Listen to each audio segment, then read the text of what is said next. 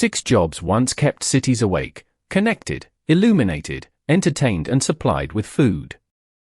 Today, most of them sound invented. They disappeared not because the work was unnecessary, but because machines learned to perform it faster, more cheaply, or more safely. Behind every automatic system we now take for granted was once a person doing the same task by hand. These are 6 jobs that were once essential, and the inventions that made them largely disappear. Job 1: Ice Harvester. Before a refrigerator could make cold inside your kitchen, somebody had to collect it outdoors. Every winter, ice harvesters walked onto frozen lakes with horses, saws, cutting plows and long hooks. They cleared away snow, tested the ice and scored the surface into a geometric grid.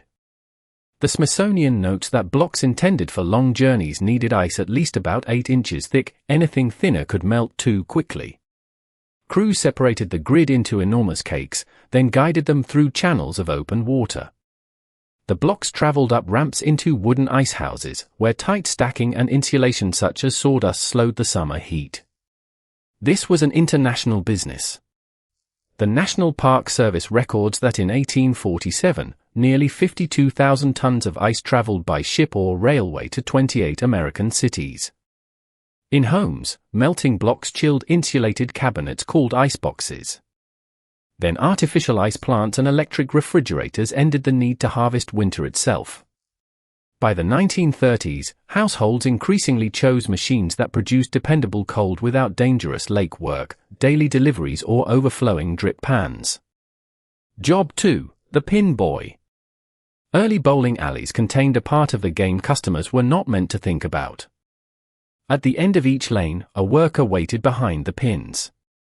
After every throw, he collected the fallen pins, reset all 10 by hand and pushed the ball back toward the bowler. Speed mattered because players did not want to wait, and the next heavy ball could arrive before the worker was ready. Many pin setters were boys. A 1910 photograph by child labor investigator Lewis Hine shows young pin boys working at 1 in the morning in a Brooklyn bowling alley. His caption notes that 3 smaller boys were deliberately kept out of the photograph by their boss.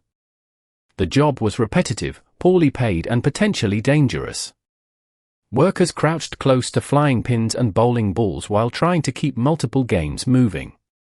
Automation changed the business after the Second World War. The Smithsonian records that AMF publicly unveiled an automatic pin spotter in 1946. Improved production machines arrived in the early 1950s, sweeping away fallen pins, returning the ball and placing a fresh set automatically. The machine did not merely replace a worker. It helped transform bowling into faster, family-oriented mass entertainment. Job 3: Switchboard Operator. For the earliest telephone users, dialing another person was impossible. You called an operator. At a manual switchboard, each socket represented a subscriber or line. When a caller lifted the receiver, a signal appeared. The operator answered, asked for the destination, then physically connected the 2 lines with a cord. Ending the call meant removing the connection so the circuit could be used again. Large exchanges became walls of sockets, lights, and cables. Operators had to work quickly, listen carefully, and remember constantly changing information. During busy periods, hundreds of conversations could depend on a room filled with people moving plugs by hand. The work was increasingly associated with women, partly because telephone companies believed their voices would sound more courteous to customers, and because companies could pay them less than men. Automatic exchanges began removing the human link. Rotary dials allowed callers to select numbers themselves, while direct distance dialing eventually reduced the need for operators on long-distance calls. Modern networks still employ specialists and assistant operators, but the person who manually connected every ordinary call has almost vanished. When we tap a name today, software completes in milliseconds what once required a trained stranger and a physical cable. Job 4: Lamplighter. Before cities could illuminate every street with a switch, night arrived 1 lamp at a time. Lamplighters followed assigned routes at dusk carrying ladders, lanterns, or long lighting poles. Early street lamps could burn whale oil or other fuels.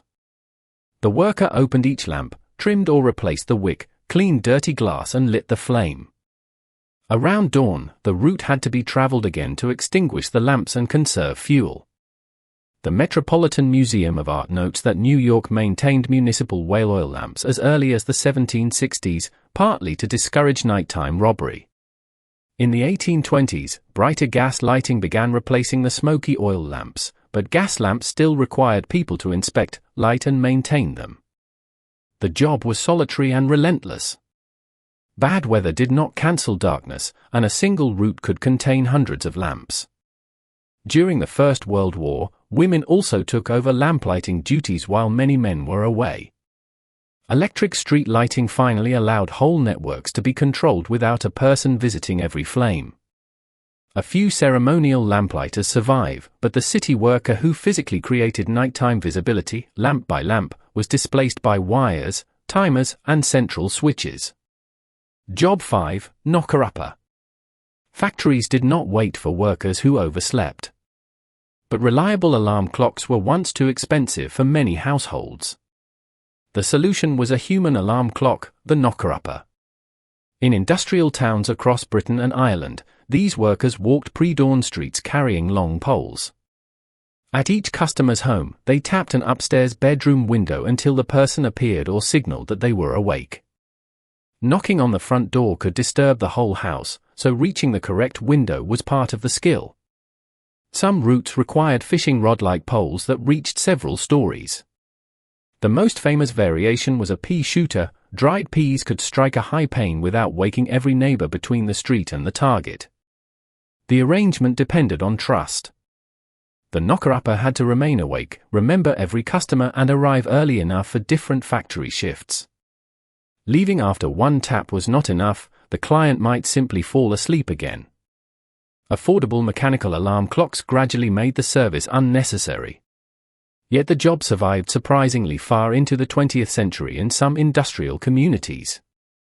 Before a phone alarm could wake one person silently, somebody else had to be awake first. Job 6, Human Computer. The strangest vanished title may be one we still use every day. Before computer meant a machine, it meant a person employed to compute. Human computers performed equations, checked tables, and transformed experimental measurements into useful results.